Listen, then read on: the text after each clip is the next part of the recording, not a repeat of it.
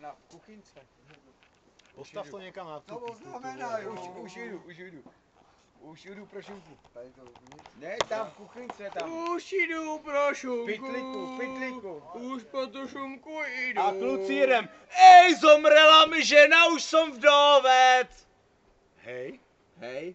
Víte, co bych já udělal? Já bych to udělal opravdu jako, že bych se tím nežiníroval.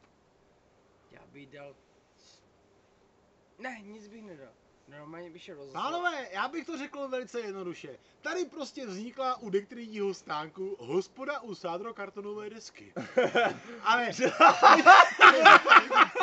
Paštika nezapře svůj humor. ačkoliv, ale mám takový pocit, že tady se netočí pivo, tady se točí autobusy. Takže, pánové, ta naše hospoda, Hospoda, to je pěkné zařízení. Holívka, Zvěře se, hostřické svěje se, že mu pivo pěkně pění. Hej! Ve sklepě jsou 4 sudy. Hej! Kdo jsou lichý, kdo jsou sudý. Hej!